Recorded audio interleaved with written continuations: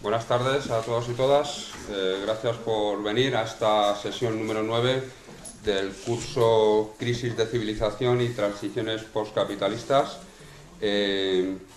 Esta sesión la ha organizado tanto el Instituto de Transición de Rompe el Círculo como el Grupo de Consumo, o GAC, del mismo espacio. Está compuesta la charla de dos partes. Una primera que es transgénicos, para la cual la va a desarrollar Blanca Ruibal, que es responsable de Agricultura y Alimentación del colectivo de la organización Amigos de la Tierra. Dará un repaso a la realidad actual de lo que son los cultivos transgénicos e incidirá en cómo está el tema de los organismos modificados genéticamente dentro del Estado español. Decir que el Estado español es la puerta de entrada de los transgénicos al continente europeo y que un porcentaje muy alto de los experimentos realizados se realizan aquí, en el Estado español. Añadir que la falta de información y de transparencia por parte de los organismos oficiales pues es otro dato a tener en cuenta, supongo que también incidirá en ello, sobre todo del Ministerio de Agricultura, Alimentación y Medio Ambiente. La segunda parte es la presentación del libro La invasión molecular, perdón, que lo hará Emilio Santiago, la presentación. Emilio Santiago ya le conocéis, es activista y miembro del Instituto de Transición de Rompe el Círculo, y el libro está escrito por el colectivo Critical Art Ensemble, no se mantiene ahí, que es un colectivo formado en los años 80 que combina pues varias facetas como el arte, la teoría crítica, el activismo político, etc. y con materiales, y trabaja con materiales como secuencias de ADN, software, etc. Reseñar que uno de los activistas, Steve Burch, pues a principios de los años 2000 sufrió pues un infierno personal debido pues a que fue acusado de bioterrorismo y que finalmente el hombre fue absuelto en el 2008 y pues nada más. Doy paso a... después de las ponencias hay un turno de palabra de media hora y luego posteriormente pues tomaremos un aperitivillo con un vinillo y compartiremos entre todas y todos. Doy paso ya a Blanca Ruibal. Buenas. Bueno, ¿apagamos estas luces? igual... Sí, mejor, ¿no? No se ve mucho, a lo mejor alguna...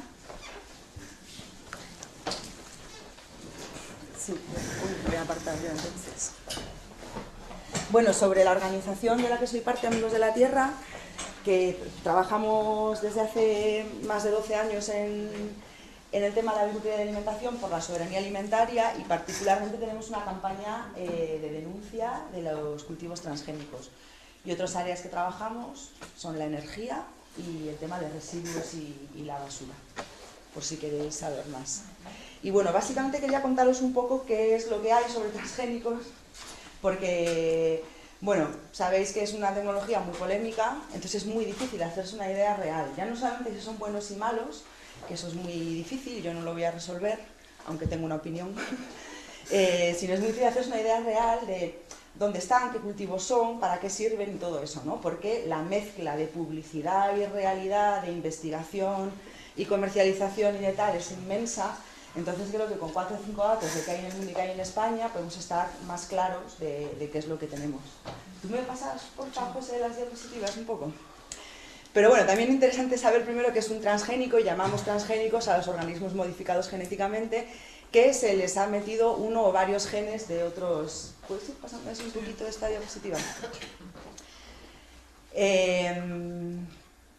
Aquí tenemos el ejemplo que existe en investigación de un tomate al que se le pretende insertar un gen de un pez del Mar del Norte que resiste las bajas temperaturas, para que el tomate aguante mejor las bajas temperaturas. Esto no existe comercialmente, es investigación. Y el siguiente ejemplo que tenemos, existe comercialmente, es el maíz que hay en España y consiste en meterle al maíz un gen de una bacteria. La bacteria segrega una proteína que resulta tóxica para un gusano, el taladro. Entonces, así, con este gen de la bacteria, el maíz puede matar al taladro. Hay muchos más organismos modificados genéticamente de todo tipo, en medicamentos, bacterias limpiadoras, en plantas ornamentales, en muchas cosas. Amigos de la Tierra tienen muy claro que la investigación está muy bien, pero que en el campo y en el plato, es decir, los transgénicos puestos al aire libre para que nos comamos, no son en absoluto buena idea. Por eso somos muy críticos con esta parte de la tecnología en particular. Por ejemplo, es también conocido que en los laboratorios se genera mediante tecnología transgénica, mediante modificación genética, se puede generar insulina de una manera mucho más económica y maravillosa y todo eso. Pues nada que decir, en principio, de que en un laboratorio, en un lugar confinado, se genere un producto tan útil como la insulina de una manera más eficiente. Pero es importante señalar que hay un salto abismal de hacer algo en el laboratorio a realmente ponerlo en el campo a gran escala y que nos lo comamos, las personas. Por eso hay que distinguir, porque además nos intentan hacer creer que transgénico es todo. Y no es verdad. Y que todo está modificado genéticamente y no es verdad, ¿no? Entonces, este ejemplo que os ponía del maíz, de pim pam pum, metemos aquí el gen de una bacteria, pues no tiene nada que ver con el proceso de mejora vegetal tradicional. O sea, el trigo que hoy comemos no tiene nada que ver con el triguillo silvestre que te puedes encontrar en el borde de un camino.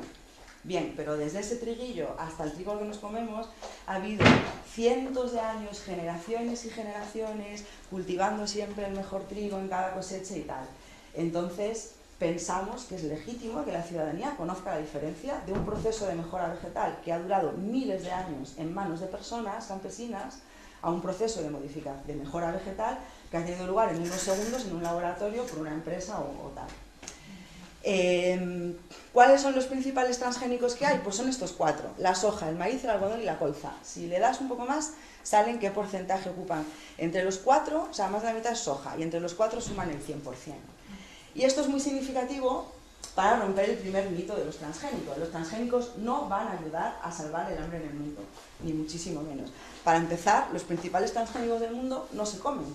El algodón no nos lo comemos las personas, la colza no nos la comemos las personas, y el maíz y la soja puede parecer que sí, pero desde luego no en esa cantidad. Unos brotecitos de soja en una ensalada no quitan el hambre a nadie, y esta enorme producción de soja es industrial, es para pienso y es para combustible. Entonces, ¿cuáles son las plantas que se han modificado genéticamente? No son las plantas que comemos las personas, son las plantas que comen los mercados, casualmente, porque la soja tiene un precio muy elevado y se cultiva a gran escala porque está a muy buen precio, porque la ganadería europea necesita soja para el pienso.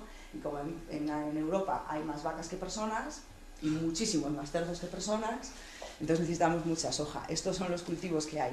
Y luego, ¿qué modificaciones genéticas tenemos? Los que se llaman eventos. En la terminología científica se llama eventos.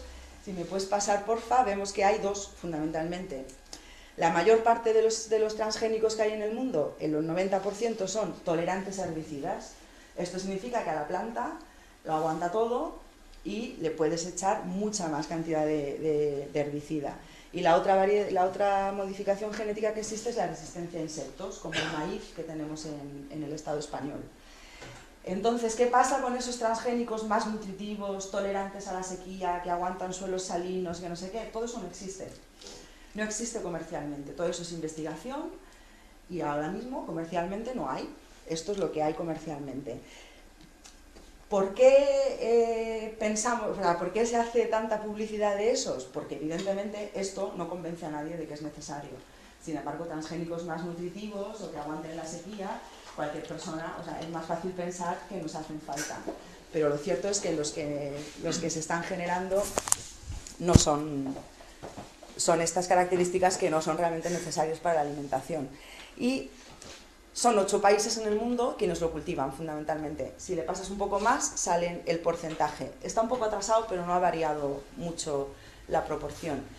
Y esto es interesante también saberlo frente a esa idea de que los transgénicos son algo irremediable, que están en todas partes, que cada vez más agricultores y agricultoras adoran la tecnología. En realidad no es así, son unos cuantos países que están cultivando transgénicos, estos cultivos, y que tienen un modelo de agricultura muy particular. Si os fijáis, además, son países muy grandes y su manera de hacer la agricultura es agricultura supermasiva, a gran escala, industrial, para la exportación. Es un modelo que no sirve ni para alimentar personas ni para Europa, por ejemplo. Europa, España concretamente, no puede pretender competir en cantidad con Illinois o con Dakota o con Estados Unidos, que tienen esa producción de maíz tan masiva. Entonces, es una tecnología que sirve para un modelo agrario en particular, que es el de exportar a los mercados, no el de alimentar a la población. Otros mitos de los transgénicos, si pasas vamos viendo, la imagen de arriba sale de la página web de Monsanto, que la verdad me tienen vergüenza, porque vamos, es que es un poco de risa. Bueno, pues ellos hablan de preservar los recursos naturales y es el discurso más típico de los transgénicos, ¿no? Hay que alimentar a una población en crecimiento y cada vez tenemos menos recursos, no sé, que bueno, que en fin, habría que plantearse quién estará mal utilizando esos recursos, y entonces los transgénicos permiten preservar los recursos naturales. Sin embargo, tenemos muy claro que en el caso de los agroquímicos lo que han producido es todo lo contrario.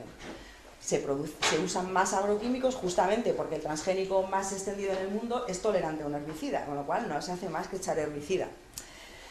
Ya se han dado casos de que aparecen supermalezas, o sea que las malas hierbas ya resisten al herbicida, y entonces se están usando cada vez mayor cantidad de herbicidas, cada vez más potentes. Y por cierto, que frente al hecho de que los herbicidas y los pesticidas funcionen cada vez menos y tengan en algunos lugares como Europa más restricciones por el daño al medio ambiente y a la salud, también ya la industria biotecnológica tiene la solución y también España es la víctima, porque su idea es hacer insectos transgénicos. Y de hecho una empresa británica el año pasado solicitó permiso para investigar, para soltar moscas transgénicas en España, en alguna parte de Cataluña. Entonces el futuro que se imagina la industria es que cuando ya el agricultor no pueda comprar pesticidas porque estén restringidos, prohibidos o no funcionen, entonces el agricultor le va a comprar a Monsanto y a Syngenta, le va a comprar mosquitos transgénicos, en fin, bastante de ciencia ficción.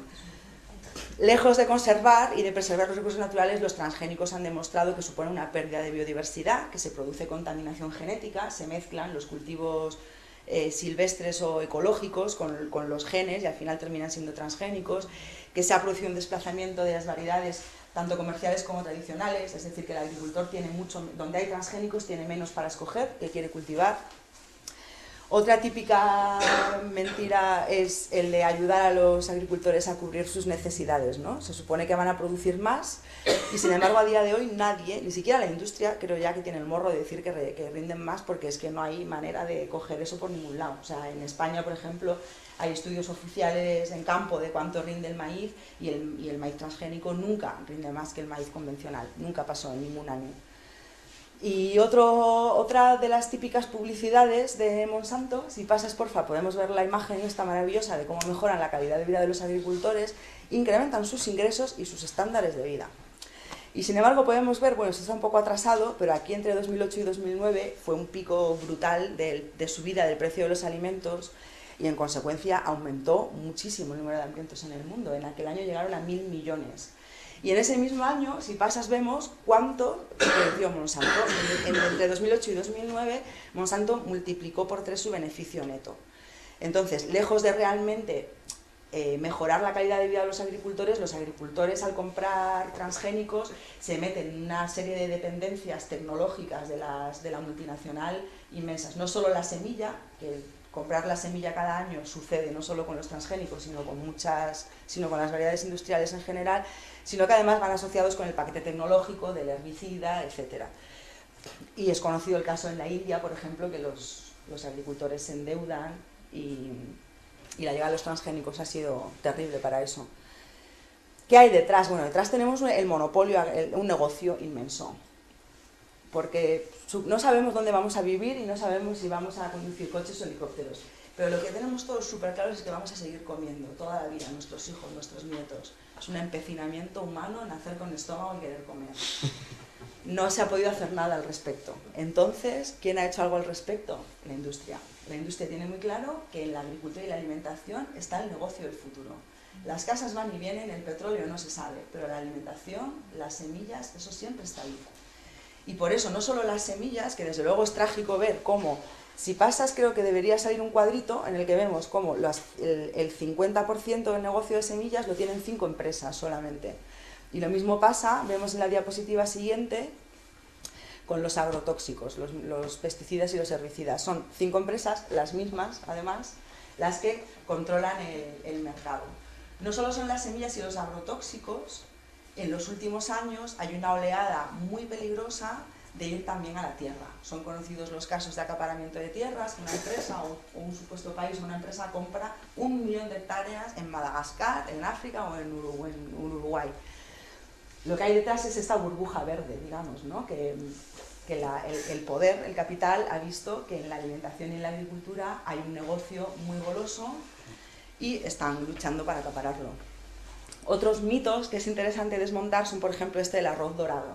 Y es muy interesante cómo, además del mito falso y de la burda publicidad, dice mucho de lo que hay detrás de esta tecnología, ¿no? El arroz dorado es un arroz que está modificado genéticamente para que produzca más vitamina C. Entonces, se supone que los niños africanos sufren una ceguera, muchos de ellos por falta de vitamina C. Ping, llegó a la industria con la solución. El arroz lo modificamos genéticamente y ahora esta gente, al comer arroz, come vitamina C y ya está. Además de que es mentira, el arroz dorado no está disponible todavía, ha habido millones de investigaciones, se han gastado millones de euros en ello y aquello no funciona. No han encontrado la manera de que funcione y de realmente ponerlo a vender o a regalar o lo que sea. Y es muy interesante cómo este caso nos da el ejemplo de cómo desenfoca el problema, ¿no? Al final hay que preguntarse, ¿por qué los niños en África tienen ceguera? ¿Por qué no tienen vitamina C? ¿Vale? ¿Y por qué no tienen vitamina C? ¿La culpa de que no tenga vitamina C la tiene el ADN del arroz? ¿O la tiene el sistema? ¿O la tiene que no comen zanahorias y que no comen tomates? ¿Qué necesitan los niños africanos? ¿Necesitan un arroz modificado genéticamente carísimo que están investigando en Ginebra? ¿O necesitan diversidad, necesitan acceso a buena tierra, agua, cultivos y variedad? Eso es lo que necesitan. La tecnología nos desenfoca. Hay un problema y la tecnología muchas veces da una solución que nos desenfoca totalmente el problema. Pensamos que con el arroz dorado vamos a arreglar la ceguera y nunca vamos a arreglar la ceguera ni el hambre con el arroz dorado, porque hacen falta cambios sustanciales del acceso de los alimentos y la tierra, y sobre todo, en este caso, los recursos para producir alimentos. Eso es lo que necesita ahora mismo para arreglar el hambre en el mundo. Es significativo que de 800 o 1000 millones de personas que pasan hambre en el mundo, más de 3/4 partes son campesinos y campesinas. Entonces, las personas que están produciendo alimentos no tienen suficientes alimentos. ¿Necesita esa gente semillas transgénicas producidas en un laboratorio por una gran empresa? Esa gente necesita tierra fértil, necesita agua, necesita biodiversidad y que les dejemos en paz. Con eso se alimentaban. Y por eso hablamos de falsas soluciones, ¿no? Otro ejemplo de falsa solución que salía, pues este verano en El País salía esta noticia, ¿no? El genoma de la grasa más consumida en el mundo, y hablaban del aceite de palma. Y tenía ese subtitular tan brutal que dice: el hallazgo de los genes del aceite de palma permitirá salvar bosques tropicales y reducir sus componentes dañinos. Entonces, en este artículo se explicaba todo lo malo que es el aceite de palma. Es malísimo para la salud, tiene unas grasas terribles. La expansión del cultivo del aceite de palma es malísimo para la biodiversidad. Está destruyendo selvas en Indonesia, etc. Y parece ser que la culpa de eso la tiene el gen del aceite de palma. No la tiene el sistema, ni el consumo, ni la economía, ni nada, no. Vamos a arreglar un gen en la palma y así vamos a acabar con todos estos problemas. Un caso otra vez de cómo nos desenfocan del problema real. O sea, el problema real es que hay un consumo exacerbado de productos alimenticios preparados que necesitan grasa barata como un ingrediente, y esa grasa barata se produce en aceite de palma. Y eso es el futuro que imagina la empresa para la agricultura. Que los campesinos y campesinas, en vez de ser personas que producen alimentos, sean empleadillos, esclavos casi, que producen materia prima para rellenar el alimento preparado. Y también en El País salía, digo El País porque claro, lo que uno lee en diagonal, pues a lo mejor le acusan de tendencioso, ¿no? Y El País, en cambio, pues tal. ¿Me puedes poner la diapositiva de atrás? Pues este señor, que era un experto en nutrigenómica, un supercientífico genetista, daba una explicación muy clara. Decía, el genoma fue muy difícil de lanzar, fue muy caro, y como todo producto caro, había que venderlo muy bien. Sin embargo, la genética no explica casi nada. Y esto a mí también me gusta compartirlo porque a mí me hizo pensar mucho en por qué tanta presión con la genética y por qué desde hace unos cuantos años se sabe el gen de la depresión postparto, ya hemos descubierto el gen del tumor de tal, y el gen del cáncer, y el gen de tal, y luego, en realidad, los genes no explican casi nada, ¿no? ¿Y por qué ese empeño en que la genética va a salvar todas las enfermedades, todos los problemas ambientales? Pues este señor, desde un propio laboratorio, que sale con su pipeta en la foto, lo dijo muy claro. Fue muy caro de sacar y hay que venderlo. Es un poco, desde mi punto de vista, el contexto socioeconómico y científico en el que nos están calzando los transgénicos y en el que nos está intentando hacer pasar por una tecnología necesaria, cuando no lo es en absoluto. Vemos en la siguiente diapositiva cuál es la situación, ya menos filosofía y más concreción. Esto es lo que hay en Europa. Los países en verde son países que han prohibido los transgénicos, y los naranjas son países que no tienen una prohibición de los transgénicos, pero no se cultivan en casi ningún lado. Creo que si le das a más saldrán unos circulitos que dicen dónde hay transgénicos en realidad. En España, un poquitito en la República Checa y en Eslovaquia, y un poquitito en Rumanía. Hay países, pues por ejemplo en Irlanda no se cultivan, en Noruega, en Dinamarca no tienen una prohibición expresamente, pero no han sembrado jamás ni una hectárea. Y también interesante decir que en total de la superficie agraria europea ocupan menos de un 0,01%, me faltó un cero ahí, o sea nada, no significa nada. La agricultura ecológica, por ejemplo, supone un 4% de la superficie agraria ahora mismo en Europa. O sea que en Europa hoy día, afortunadamente, no pintan nada, salvo, chin chin, sorpresa, en España. Vaya. Perdona, ¿Suiza por qué tenía otro color verde? ¿Por algo en especial? A ver. Porque no es la Unión Europea, creo. Y creo que tiene una prohibición, pero como ellos no atienden exactamente a las leyes europeas, creo que por eso tiene otro color. En España no se sabe cuántos, sabemos que somos el único país que desde Europa que cultiva transgénicos, pero es muy difícil saber cuántos. Siempre hemos sospechado que el Ministerio nos mentía, pero el año pasado descubrimos que de verdad nos mentía. Las cifras oficiales dicen que hay 136.900 tal hectáreas, que no es poco, la verdad, porque esto significaría, si esto fuese cierto, estaríamos hablando de más del 20% del maíz. Yo creo que el 23% del maíz de España transgénico. Eso tiene unas consecuencias ya directas. En España no hay ni un solo saco de pienso que no lleve la etiqueta modificado genéticamente, ni uno, solo si es ecológico, oficial, de sello certificado. Porque hay mucho maíz transgénico y además importamos mucha soja transgénica, y entonces todos los piensos ya directamente son así. Y es una faena para el sector ecológico. Cualquier ganadero que quiera alimentar a sus cabras o a sus ovejas o tal con pienso ecológico lo encuentra muy difícil porque se mezcla todo el rato. La certificación ecológica es muy exigente con que no tenga trazas de transgénicos.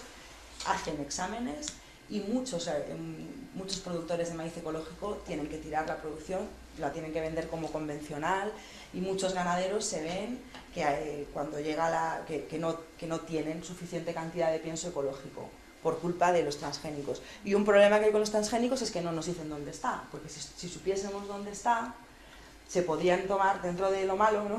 Se podrían tomar algunas medidas de seguridad. Y bueno, pues si aquí hay tal, pues mi ecológico lo voy a poner, lo que sea, a tantos kilómetros o lo que sea. Pero como no sabemos dónde está, pues no hay manera. Y claro, y el ministro, en general, todos lo tienen muy claro. No nos quieren decir a la sociedad dónde están, porque si nos lo dicen, vamos y lo quemamos. Lo cual no es verdad, sí, porque ya nos lo han dicho alguna vez y nunca nadie ha quemado los campos transgénicos. Y no es verdad que los queramos quemar. Bueno, a lo mejor sí, pero no es verdad que los vayamos a quemar. Lo que es verdad es que es necesario saber dónde están, que la ley europea dice que es necesario saber dónde están para hacer un monitoreo, para proteger el ecológico, para evaluar si tiene impactos ambientales o si tiene impactos en la salud. Lo primero que tienes que saber es dónde está, si no, es imposible. Y sin embargo, nada. El año pasado, la gente de la Plataforma Andaluza Libre de Transgénicos, que es muy cañera, consiguió unos datos alternativos. Tuvo una muy buena idea, que fue preguntar a la comunidad autónoma. En vez de preguntar al Ministerio, preguntaron a la Consejería Andaluza de Agricultura cuánto maíz transgénico hay en Andalucía. Y la respuesta fue un poco espeluznante. Si pasamos, bueno, además de esto que os he contado, de que no hay... Claro, porque es interesante ver cómo el Ministerio calcula estos datos. El Ministerio le pregunta a las empresas de semillas, Monsanto, Syngenta y Semillas Fito, le dice, ¿cuántos transgénicos vendiste en Toledo? Pues vendí 5 sacos con no sé cuántos kilos. Y entonces ahí hay un ingeniero en el ministerio que echa la cuenta. Pues con no sé cuántas semillas se han cultivado 150 hectáreas. En Toledo hay 150 hectáreas. Fin. Y claro, esa cuenta es malísima. A mí me habrían suspendido fijo en la universidad si hago esa cuenta. Pero ellos les cuela. Porque claro, si el señor compró la semilla en Toledo y la sembró en Ciudad Real, no se sabe. No hay, si la industria mintió por toda la cara, que es lo que sospechamos que hace, dice vendí 5 sacos en Toledo y no ha vendido ninguno, el ministerio no va a ir a preguntar y nos vamos a quedar sin saber realmente si hay transgénicos o no en Toledo. La información que nos llega de las consejerías es que hay muchísimo menos, quizás apenas 70.000 hectáreas, porque en las principales regiones donde se cultiva transgénico, que son Aragón, Cataluña, Extremadura y un poco Andalucía, los datos que tienen las comunidades autónomas son de muchísimo menos. Sí, y el caso es que no hemos conseguido que nadie nos haga caso con esto. Creo que es la primera vez que lo cuento y alguien me escucha. Porque hemos mandado notas de prensa y no las han publicado, pero vamos, ni Ecoagricultor. Y hemos ido al ministerio a decir y nos dicen que venimos contando. Y a mí me parece súper gordo que haya este baile de cifras y que realmente el Ministerio de Agricultura están hablando de 100.000 hectáreas y del 20% del maíz y que a lo mejor realmente esto no está triunfando tanto en España porque en realidad es un gran argumento de la industria del Ministerio, ¿no? En su rollo neoliberal es, si el agricultor lo compra, yo no tengo nada que decir. Y es que la impresión que tenemos es que el agricultor lo compra mucho menos de lo que nos dice la industria y el Ministerio. Y bueno, este es el otro punto que tenemos en España, tan bonito, que es que acogemos el 67% de los ensayos al aire libre, y eso es una barbaridad. Eso es que si una empresa quiere experimentar en Europa, siempre va a ir a España. Y si se les ocurren experimentos aberrantes, como las moscas transgénicas, también en España. Los experimentos son al aire libre y eso sí que hemos conseguido, que nos lo digan dónde están, amigos de la tierra, con un montón de dificultades, tal, y al final con demandas y procesos jurídicos y de todo hemos conseguido que nos den cada año un CD con la ubicación exacta. Y nosotros nos hacemos un mapita en Google Maps por si la gente quiere saber que en su pueblo hay transgénicos. Los experimentales tienen una cosa añadida y es que son experimentales. No sabemos qué pasa con ellos, son otros cultivos diferentes.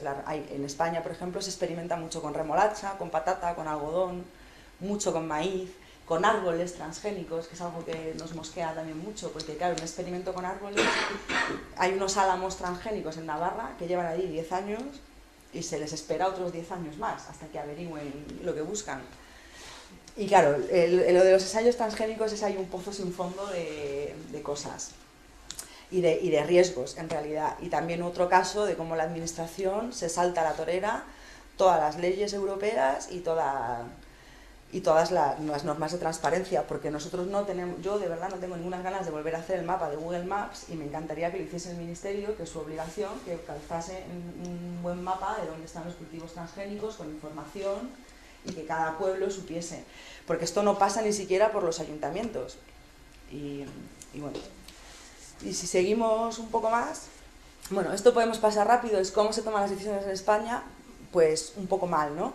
Hay una Comisión Nacional de Bioseguridad que es como Dios, en cuanto a transgénicos deciden todo, los experimentos y los cultivos comerciales, miran las evaluaciones, todo lo hace la Comisión Nacional de Bioseguridad. Lo llaman instancia científica, pero si te pones a averiguar, le das un poco y vemos, en la instancia científica hay 40 funcionarios, más o menos, 39, y 7 científicos.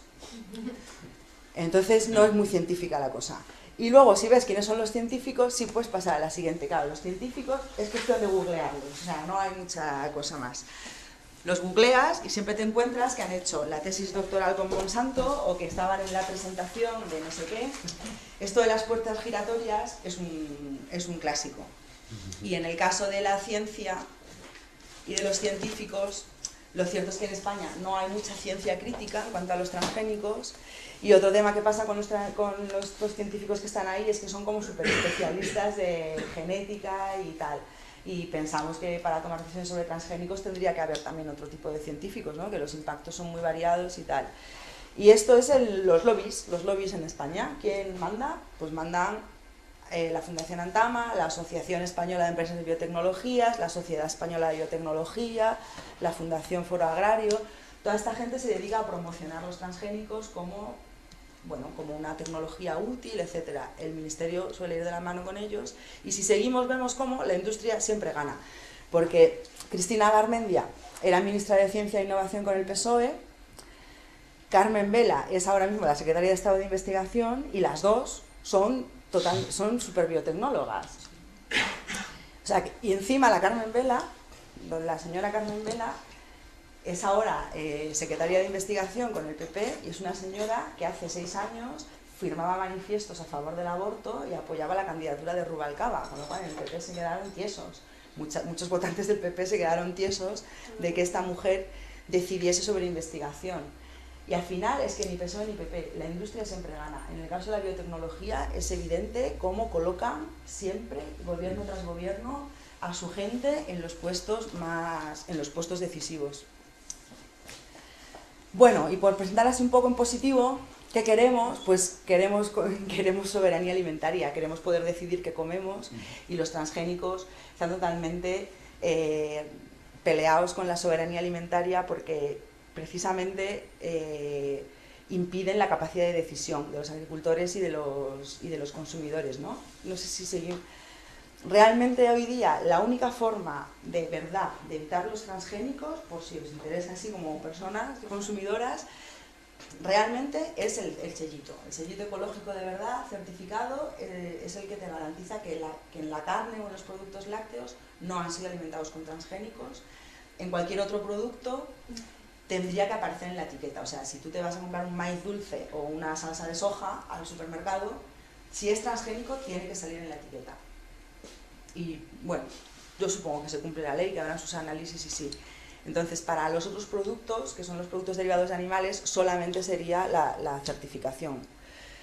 Pero bueno, la certificación ecológica también tiene un montón de limitaciones, que si bien en el caso de los transgénicos pues te daría una garantía, la verdad que la certificación ecológica es limitada y no te da garantía de otro tipo de cosas que nos importan de la agricultura, pues como que el agricultor haya recibido un buen salario, como que tal... como que se preserve la biodiversidad en general. Entonces los sistemas alternativos de certificación ecológica, ¿no? Pues el conocer, aquí sabéis de sobra, ¿no? Pues conocer a tu agricultor, conocer a quien le compras la carne, saber que no le da pienso transgénico, el verdadero conocimiento y el boca a boca también son una garantía, ¿no? De fortalecer esas redes. Entonces, pues nos quedan preguntas por responder y es que efectivamente los transgénicos se han puesto en ese lugar, en el debate, ¿no? En que van a ser la solución al hambre en el mundo y realmente hay un debate. O sea, es cierto que vamos a ser muchos más y es cierto que los recursos naturales son cada vez más escasos. Entonces, ¿cómo vamos a poder alimentar al mundo? Realmente yo creo que la agroecología puede alimentar el mundo y aquí hay mucho por investigar. El manejo integrado de plagas, las rotaciones, la biodiversidad. Las rotaciones, por ejemplo, esto es el caso del maíz en España, que sufre esta plaga de taladro, pero que los transgénicos no son la solución. El problema está en tener 40.000 hectáreas todas seguidas de maíz, que eso es un banquete para el taladro, y habría que rotar y poner maíz, mañana alfalfa, una cosecha y rotando evitaría muchísimo las plagas. Por eso ante la gran pregunta, siempre se nos hace esa pregunta, ¿no? De si puede la agroecología alimentar al mundo, y yo creo que hay que responder con una cosa muy clara, y es que la agricultura industrial no puede alimentar al mundo. Eso es un hecho. La agricultura que tenemos hoy día no alimenta al mundo, destroza los recursos naturales escasos como el suelo, el agua y la biodiversidad, y encima tenemos 1.000 millones de personas que se mueren de hambre. Entonces, por descontado que la agricultura industrial y los transgénicos no van a alimentar el mundo, el camino está abierto para que sea la agroecología quien alimente al mundo. Hace falta saber mucho más, dedicarle mucho más recursos e investigar. Y por lo pronto ese es el camino que nos espera, ¿no? El intentar producir más y ser más eficientes. Y bueno, creo que nada más. Todas las preguntas que tengáis. Y bueno, siempre nos queda la oportunidad de movilizarnos y de protestar. Seguro que aquí lo practicáis. Gracias.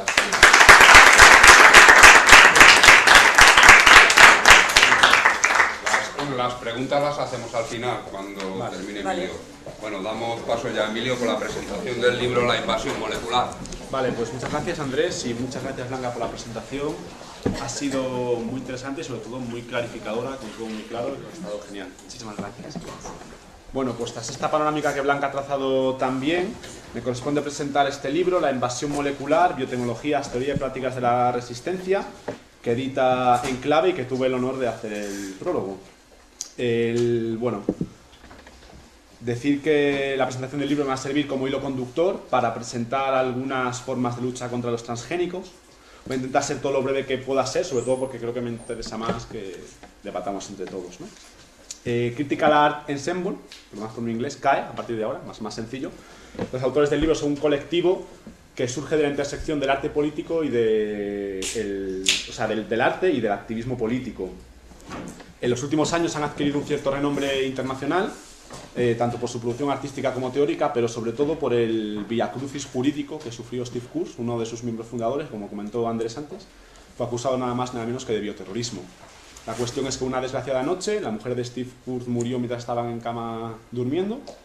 Ese hecho coincidió con que el matrimonio estaba preparando una performance, una instalación en el Museo de Arte Contemporáneo de Massachusetts y estaban trabajando con un laboratorio casero, con unas placas de Petri, un par de bacterias no patógenas, y esa especie de químico nova, porque no era nada más que eso, en el clima de psicosis securitaria tras 11S sirvió de excusa para un montaje policial delirante que tuvo un tinte macartista, porque el colectivo se había convertido ya en un agente molesto en sus constantes denuncias contra la biotecnología. Entonces este hecho nos puede servir también como globo sonda para comprender el poder del lobby transgénico, que un poco si nos viene a la idea la cuestión de los lobbies, ¿no? Realmente el lobby de la biotecnología es un lobby muy poderoso con todas las prácticas que podamos imaginar que un lobby pueda hacer. Sino que se lo pregunten a Seralini y todos los problemas que está teniendo, que están intentando hundir su carrera por atreverse a afirmar con datos que los transgénicos tienen una incidencia en nuestra salud. Bueno, al final en el 2008 la cosa más o menos entró en cauces sensatos y Steve Kurz fue declarado libre de todos los cargos. Bueno, esto además es bastante curioso porque CAE es un colectivo que ni siquiera hace una crítica frontal contra toda la transgénesis, sino que lo que plantea es que la transgénesis habría que estudiarla caso por caso, de una manera pormenorizada. Esto lo hacen porque quieren evitar crear una especie de paraguas conceptual de tipo demonizador que haga que, lo que comentaba Blanca antes, ¿no? Pues que una investigación sobre insulina quede parada, por ejemplo, ¿no? Entonces les interesa que los transgénicos sean analizados caso por caso. Lo que no quita que CAE considere que muchas de las consecuencias de la transgénesis son nefastas, especialmente bajo una estructura de dominación como es la del capitalismo. Paradójicamente, para CAE, cree que la primera actividad anticapitalista y revolucionaria que habría que hacer con los transgénicos es un proceso de desmitificación. Ellos rechazan abordar los transgénicos desde la ideología del miedo. Creen que lo que se tiene que hacer es un debate público, racional y democrático sobre la cuestión de los transgénicos. Y a partir de ahí que la sociedad decida. Sin embargo, es evidente que los transgénicos, es una cosa bastante curiosa, despiertan un rechazo más o menos masivo e instintivo en la sociedad. Y eso es paradójico si lo comparamos con la facilidad a la que nos damos a cualquier otra innovación técnica, que nos pensamos que nos traerá democracia, abundancia y paz perpetua, aunque puedan tener efectos sociales muy perjudiciales, como las redes sociales, por ejemplo, ¿no? Ahora mismo pensamos que van a ser el germen de la democracia 4.0, sin realmente calibrar la degradación del vínculo de sociabilidad real que pueden producir, y nos entregamos a esas fantasías sin ningún pudor. Sin embargo, como que la transgénesis a todo el mundo le frena, ¿no? De hecho, el Eurobarómetro del 2010 constató que el rechazo de los transgénicos en la población europea era de un 61%, un dato bastante alto. Creo que esto explica, por ejemplo, que, no sé si igual Blanca está más al día de esto, a excepción de Bayer, las empresas no mantienen centros de investigación fuertes en Europa. Esta especie de oasis, esta rara avis europea, se explica en parte pues, por distintas formas de intolerancia que desde un boicot comercial a una quema de un campo pues se vienen produciendo en Europa desde hace tiempo. De hecho, bueno, salió una noticia en Navidad, ¿no? Que la Comisión Europea había prohibido un modelo de patata transgénica. Un poco este tipo de cosas se explican en esta línea, lo cual es paradójico porque, sin embargo, aunque no se cultivan, sí que los consumimos. Y los consumimos en la cadena alimentaria a través de los piensos y muchísimas veces sin saberlo. El etiquetaje sí que aparece de manera directa a los productos que lo contienen, pero no cuando ese producto se elabora de una manera un poco más compleja. Entonces, bueno, antes de pasar a describir un mapa de las distintas formas de lucha que se han emprendido contra los transgénicos, voy a seguir a CAE para intentar explicar el porqué de este rechazo popular, tan espontáneo, tan visceral, ¿no? Y tan masivo. A mi juicio, creo que CAE da en el blanco cuando plantea que los transgénicos introducen una suerte de contradicción simbólica en lo más profundo de nuestro sistema de valores. Por lo siguiente, una especie de eso, en nuestro inconsciente colectivo, por así decirlo, ¿no? Que condiciona nuestra aceptación de los transgénicos y hace que socialmente se le rechace de una manera más o menos fácil. Esta contradicción es la dicotomía pureza-contaminación. Los esquemas, es una cosa que la antropología ha estudiado desde hace un siglo. Los esquemas ideológicos pureza-contaminación son esenciales para construir categorías que luego cimentan separaciones sociales, como por ejemplo separaciones nacionales, separaciones de raza, de clase. Entonces, digamos que desde pequeños toda la mitología occidental nos condiciona a rechazar lo mestizo, a rechazar lo híbrido, Ícaro, Frankenstein. Digamos que los transgénicos, al operar con la combinación de lo incombinable por excelencia, de dos formas distintas de vida, pues despiertan todos estos miedos que culturalmente estamos como muy condicionados a rechazar. Quizás sea por algo que estamos condicionados a rechazarlos. Además, hay otra cuestión, que es que el mundo moderno se levanta sobre el fracaso de una utopía eugenésica, que fue la del primer tercio del siglo XX. O sea, realmente las heridas culturales del Holocausto nos han cerrado, pero curiosamente hay que puntualizar que esto no era un coto exclusivo de las derechas políticas. En el documento del Congreso de Mayo de la CNT en Zaragoza en 1936, donde se sentaban las bases del comunismo libertario, se hablaba de eugenesia también. O sea, no es una cosa que fuese solo de nazis, era algo que flotaba en el espíritu de toda una época. Bueno, la lucha contra los transgénicos es tan antigua como su implantación. Esta lucha ha tomado pues todas las vías posibles.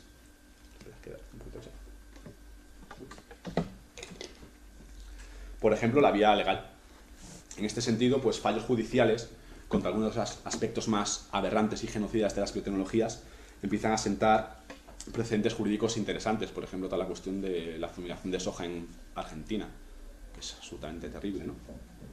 O a la vez algunas moratorias que obstaculizan aquí y allá la implantación de ciertos cultivos transgénicos, como el de la berenjena vete en la India o la moratoria de 10 años en Perú. Lo que pasa es que estas cuestiones van y vienen en los vaivenes de la gobernabilidad de la democracia capitalista. Pues cada 4 años te puede venir otro gobierno y cambiar la ley, ¿no?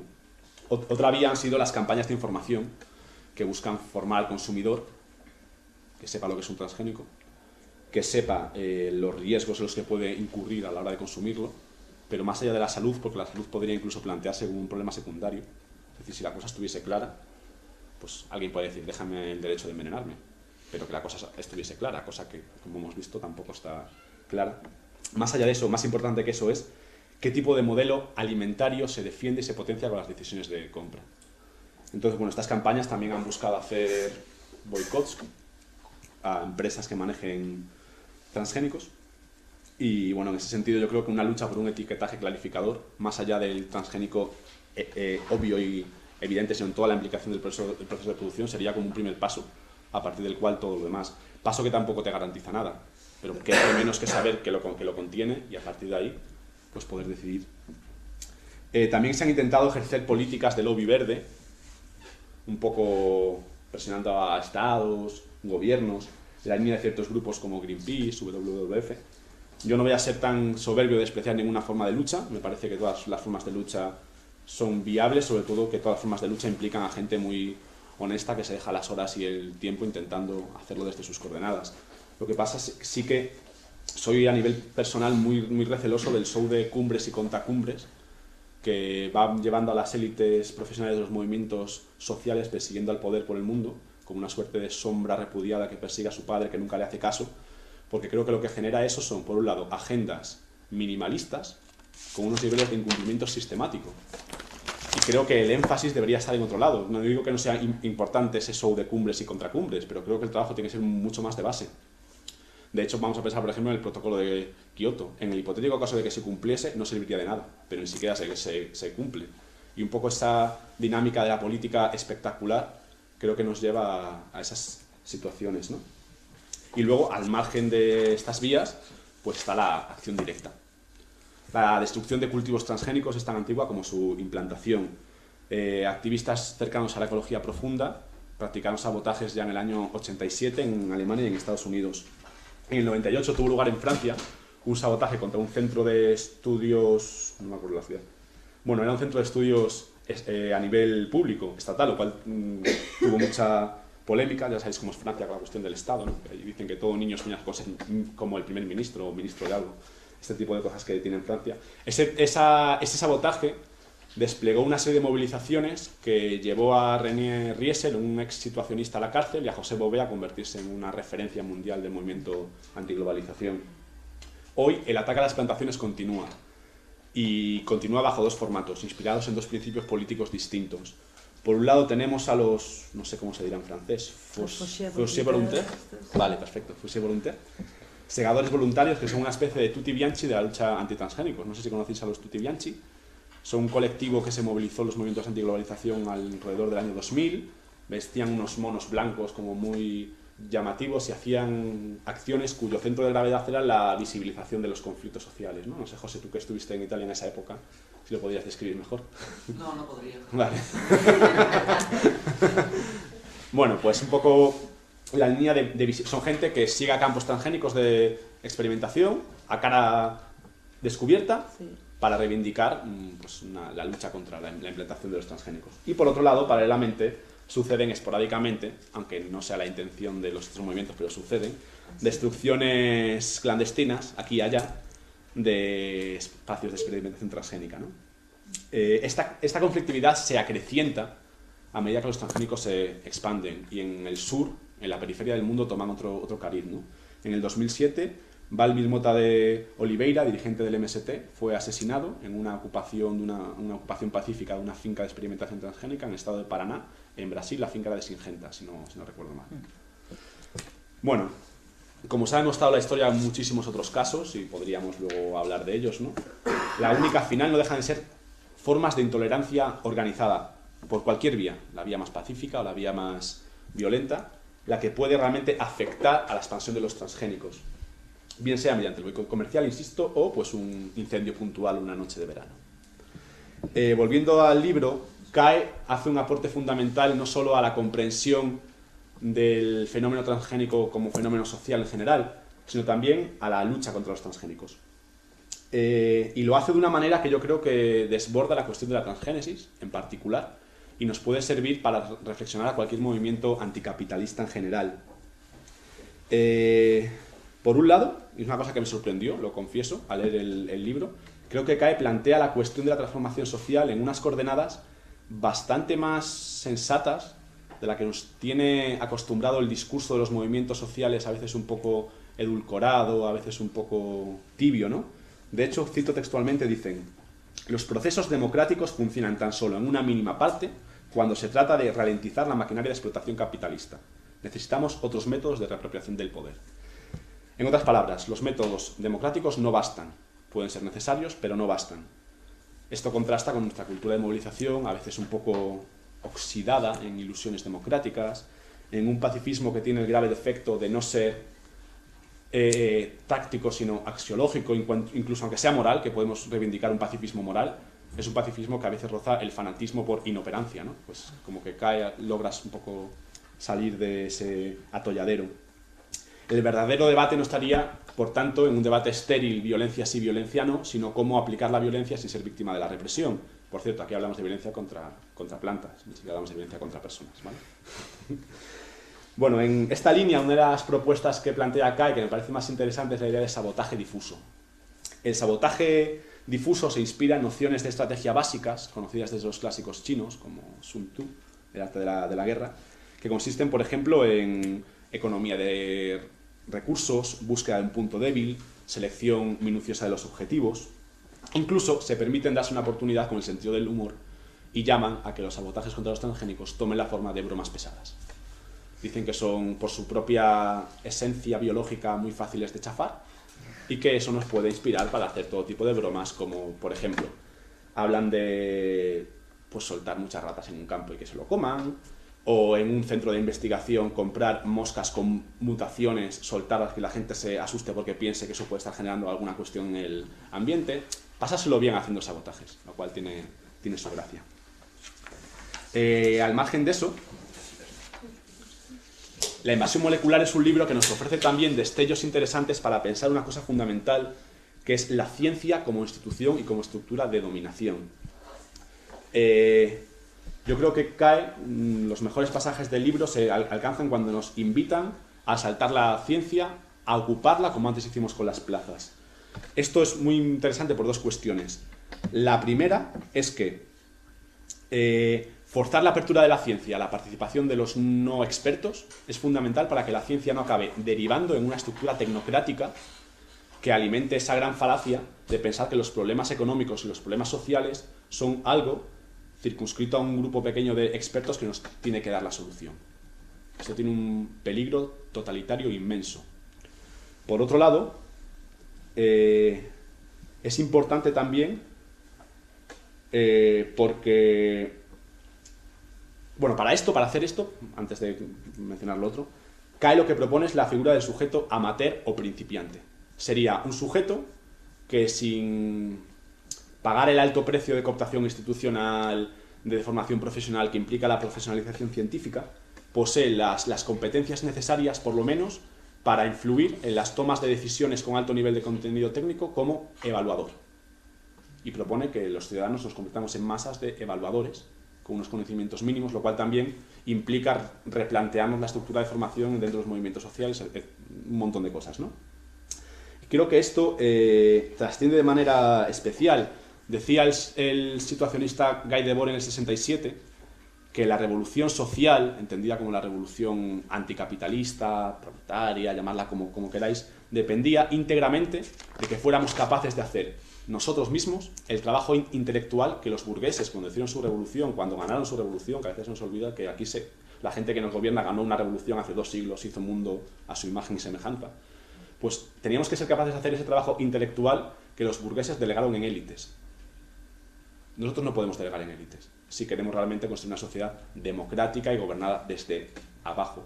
Entonces, ante este dilema y el resultado, la historia del leninismo y de las vanguardias revolucionarias parece que da la razón a esta cuestión, ante este dilema no se me ocurre otra forma de solucionarlo que las asambleas de barrio estén compuestas por amateurs, por principiantes que sí, pero que tengan un rudimiento básico para tomar decisiones influidas por cuestiones técnicas.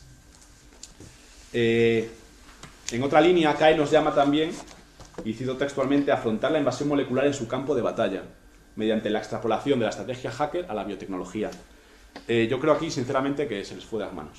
O sea, aquí se vinieron para arriba, se crecieron y plantean algo que yo creo que es imposible de primera por la propia infraestructura técnica de la ingeniería genética, que creo que es irrecuperable por definición. En el hipotético caso de un laboratorio de un doctor Fu Manchu libertario, dudo que tuviese mucho margen de maniobra, ¿no? CAE, el propio colectivo, se da cuenta de esto y propone una alternativa que es interesante más allá del hecho concreto, que es el uso parasitario de los recursos institucionales.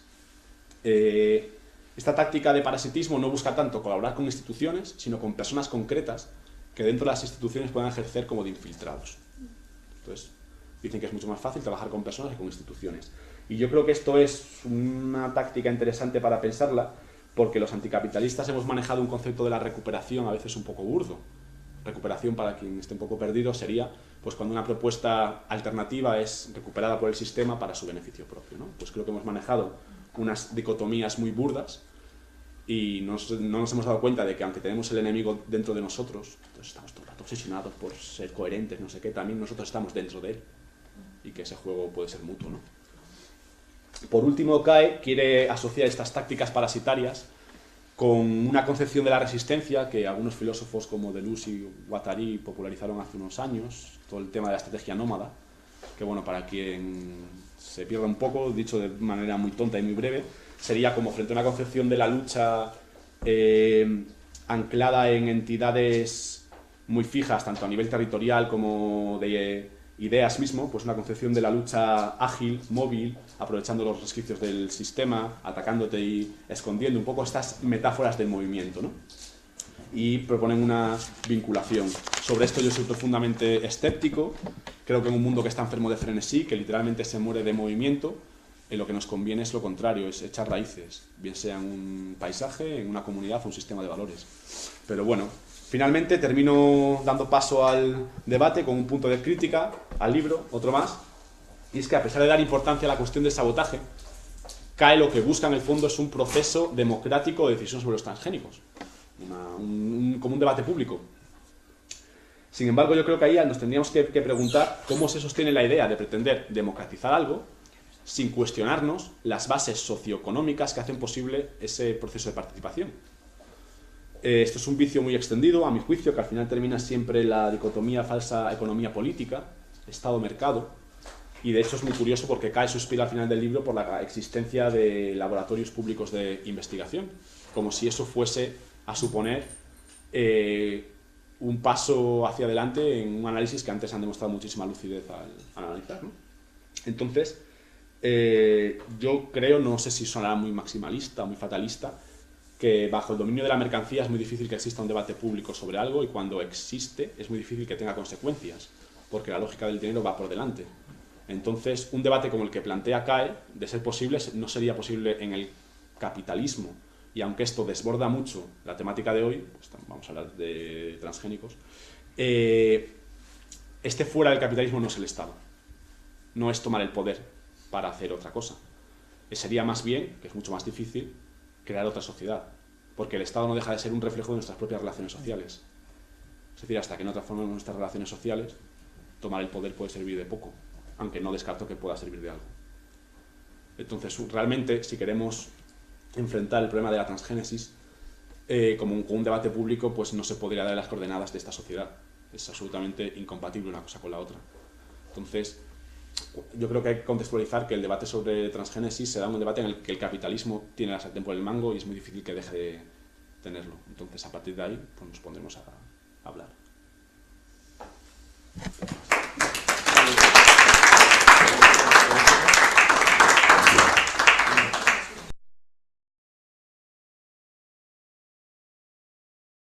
Buenas tardes a todos y todas. Gracias por venir a esta sesión número 9 del curso Crisis de Civilización y Transiciones Postcapitalistas. Esta sesión la ha organizado tanto el Instituto de Transición de Rompe el Círculo como el Grupo de Consumo, GAC, del mismo espacio. Está compuesta la charla de dos partes. Una primera que es transgénicos, para la cual la va a desarrollar Blanca Ruibal, que es responsable de Agricultura y Alimentación del colectivo de la organización Amigos de la Tierra. Dará un repaso a la realidad actual de lo que son los cultivos transgénicos e incidirá en cómo está el tema de los organismos modificados genéticamente dentro del Estado español. Decir que el Estado español es la puerta de entrada de los transgénicos al continente europeo y que un porcentaje muy alto de los experimentos realizados se realizan aquí, en el Estado español.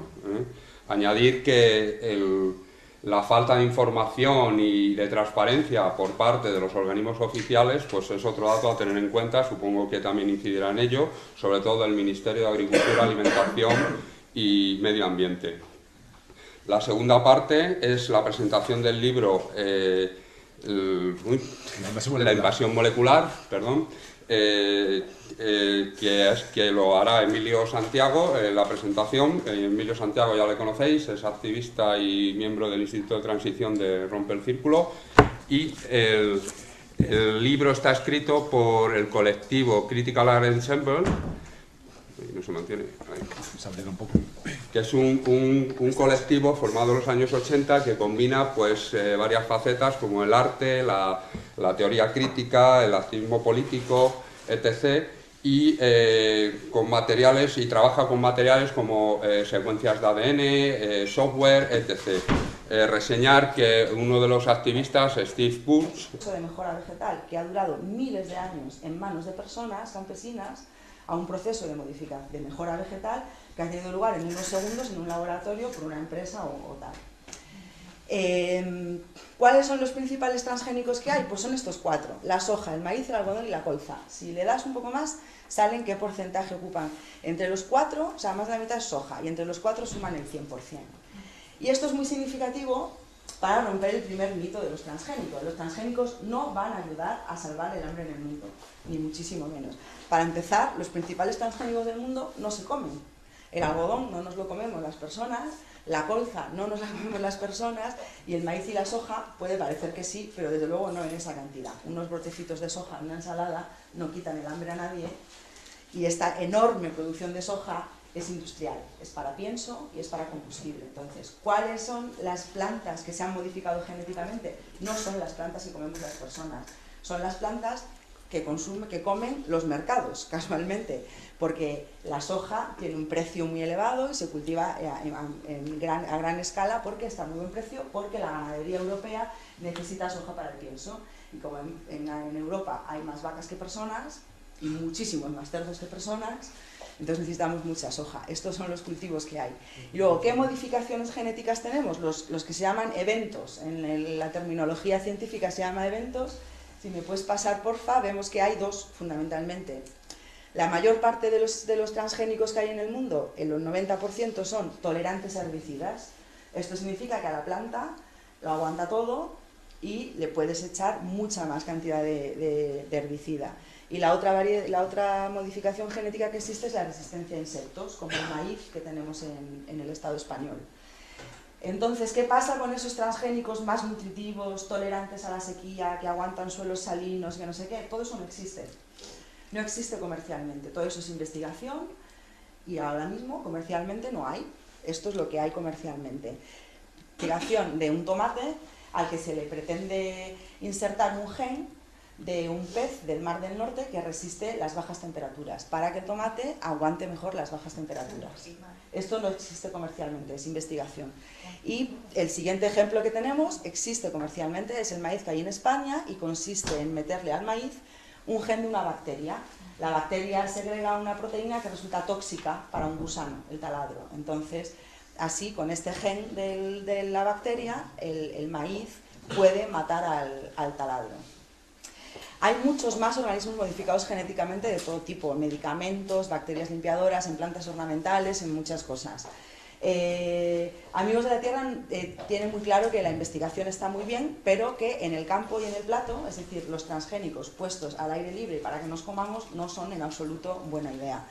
Por eso somos muy críticos con esta parte de la tecnología en particular. Por ejemplo, es también conocido que en los laboratorios se genera mediante tecnología transgénica, mediante modificación genética, se puede generar insulina de una manera mucho más económica y maravillosa y todo eso. Pues nada que decir, en principio, de que en un laboratorio, en un lugar confinado, se genere un producto tan útil como la insulina de una manera más eficiente. Pero es importante señalar que hay un salto abismal de hacer algo en el laboratorio a realmente ponerlo en el campo a gran escala y que nos lo comamos, las personas. Por eso hay que distinguir, porque además nos intentan hacer creer que transgénico es todo, y no es verdad, y que todo está modificado genéticamente y no es verdad, ¿no? Entonces, este ejemplo que os ponía del maíz, de pim pam pum, metemos aquí el gen de una bacteria, pues no tiene nada que ver con el proceso de mejora vegetal tradicional. O sea, el trigo que hoy comemos no tiene nada que ver con el triguillo silvestre que te puedes encontrar en el borde de un camino. Bien, pero desde ese triguillo hasta el trigo que nos comemos ha habido cientos de años, generaciones y generaciones, cultivando siempre el mejor trigo en cada cosecha y tal. Entonces, pensamos que es legítimo que la ciudadanía conozca la diferencia de un proceso. ¿Por qué por qué se hace tanta publicidad de esos? Porque evidentemente esto no convence a nadie de que es necesario. Sin embargo, transgénicos más nutritivos o que aguanten la sequía, cualquier persona, o sea, es más fácil pensar que nos hacen falta. Pero lo cierto es que los que se están generando no son estas características que no son realmente necesarias para la alimentación. Y son 8 países en el mundo quienes lo cultivan, fundamentalmente. Si le pasas un poco más, sale el porcentaje. Está un poco atrasado, pero no ha variado mucho la proporción. Y esto es interesante también saberlo, frente a esa idea de que los transgénicos son algo irremediable, que están en todas partes, que cada vez más agricultores y agricultoras adoran la tecnología, en realidad no es así. Son unos cuantos países que están cultivando transgénicos, estos cultivos, y que tienen un modelo de agricultura muy particular. Si os fijáis, además, son países muy grandes, y su manera de hacer la agricultura es agricultura supermasiva, a gran escala, industrial, para la exportación. Es un modelo que no sirve ni para alimentar personas, ni para Europa, por ejemplo. Europa, España concretamente, no puede pretender competir en cantidad con Illinois o con Dakota o con Estados Unidos, que tienen esa producción de maíz tan masiva. Entonces, es una tecnología que sirve para un modelo agrario en particular, que es el de exportar a los mercados, no el de alimentar a la población. Otros mitos de los transgénicos, si pasas vamos viendo, la imagen de arriba sale de la página web de Monsanto, que la verdad me tienen vergüenza, porque vamos, es que es un poco de risa. Bueno, pues ellos hablan de preservar los recursos naturales y es el discurso más típico de los transgénicos, ¿no? Hay que alimentar a una población en crecimiento y cada vez tenemos menos recursos, no sé, que bueno, que en fin, habría que plantearse quién está mal utilizando esos recursos, y entonces los transgénicos permiten preservar los recursos naturales. Sin embargo, tenemos muy claro que en el caso de los agroquímicos lo que han producido es todo lo contrario. Bueno, pues a principios de los años 2000 sufrió, bueno, pues un infierno personal debido pues a que fue acusado de bioterrorismo y bueno, que finalmente el hombre fue absuelto en el 2008 y bueno, pues nada más. Doy paso a, bueno, después de las ponencias hay un turno de palabra de media hora y luego posteriormente pues tomaremos un aperitivillo con un vinillo y compartiremos entre todas y todos. Doy paso ya a Blanca Ruibal. Buenas. Bueno, ¿Apagamos estas luces? igual sí, mejor, ¿no? No se ve mucho, a lo mejor alguna. Sí, voy a apartar yo entonces. Bueno, sobre la organización de la que soy parte, Amigos de la Tierra, que trabajamos desde hace más de 12 años en el tema de la agricultura y de alimentación por la soberanía alimentaria, y particularmente tenemos una campaña de denuncia de los cultivos transgénicos. Y otras áreas que trabajamos son la energía y el tema de residuos y la basura, por si queréis saber más. Y bueno, básicamente quería contaros un poco qué es lo que hay sobre transgénicos, porque, bueno, sabéis que es una tecnología muy polémica, entonces es muy difícil hacerse una idea real. Ya no solamente si son buenos y malos, que eso es muy difícil, yo no lo voy a resolver, aunque tengo una opinión, sino es muy difícil hacerse una idea real de dónde están, qué cultivos son, para qué sirven y todo eso, ¿no? Porque la mezcla de publicidad y realidad, de investigación y comercialización y de tal es inmensa. Entonces creo que con 4 o 5 datos de qué hay en el mundo y qué hay en España podemos estar más claros de qué es lo que tenemos. ¿Tú me pasas, por favor, José, las diapositivas un poco? Pero bueno, también es interesante saber primero qué es un transgénico. Llamamos transgénicos a los organismos modificados genéticamente que se les ha metido uno o varios genes de otros... ¿Puedes ir pasando un poquito de esta diapositiva? Aquí tenemos el ejemplo que existe en